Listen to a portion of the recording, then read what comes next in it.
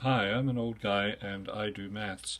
Today we're looking at areas and perimeters of complex shapes, and this is just an introduction. This is not a tremendously difficult shape to deal with, but it illustrates an approach and all the points that I want to make about how you do this. So there's a basic rule that no good mathematician looks at the whole problem. What good mathematicians try to do is they try to break things up into manageable parts. And that's the first thing that we do here. We go looking not at this object here, which looks like a slightly enlarged painkiller pill or some sort of tablet, but we look at what shapes make it up. And the shapes that make it up are to be seen here. They are a rectangle, as best I could draw one, and two semicircles. Now, two semicircles make a circle. So essentially we're dealing with this shape and this shape, and we're going to deal with them separately. We're going to find the area and the perimeter. So as a gesture to that, I will divide up my page and we'll do area on the left and perimeter on the right. Okay, so what we have is we have a rectangle, and if we look at that, we can see that we have a length of 20 and a width of 10. And the radius of the circle that makes up these two semicircles, the radius being half the diameter, this edge of the rectangle also acts as a diameter here. So this length in here is 5, so r equals 5. Right. So what we do is we go to work and we calculate the area of each of these, and we simply add those numbers. Okay, so 20 times 10, we'll do area here, area, if I can spell it. 20 times 10 is 200 centimeters squared. Area is always addressed in square units because it is in 2 dimensions. And the area of a circle is pi r squared. So this will be 5 times 5 times pi.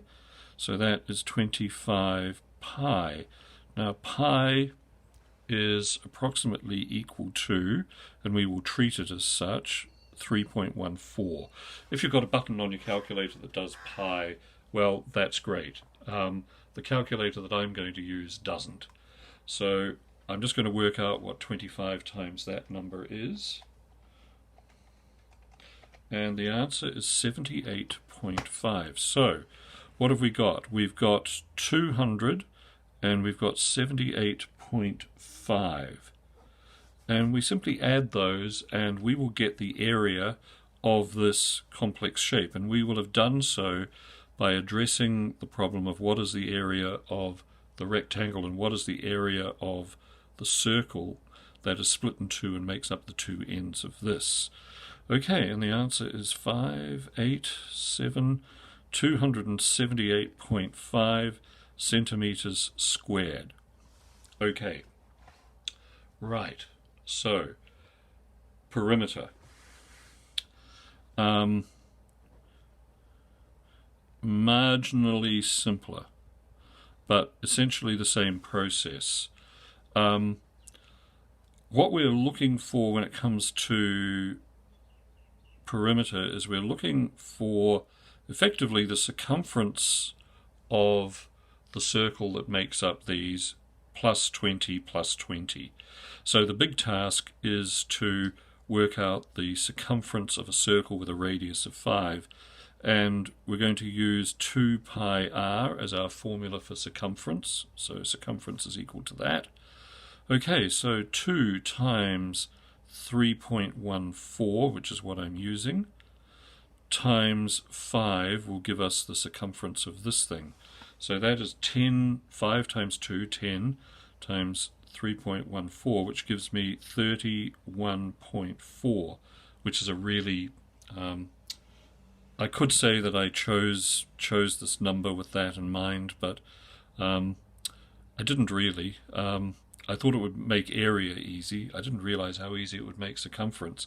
The circumference of this circle is 31.4 centimeters, which is the outside measurement from here plus the outside measurement from here to here. And we add 40 to that, 20 here and 20 here, so that's 40.0. And the answer is 71.4 centimeters. Sorry, I'll just get that in picture again. 0.417, 71.4 centimeters. And so this is the circumference of the circle here, and that is the length of the two lines that join those two parts of this shape.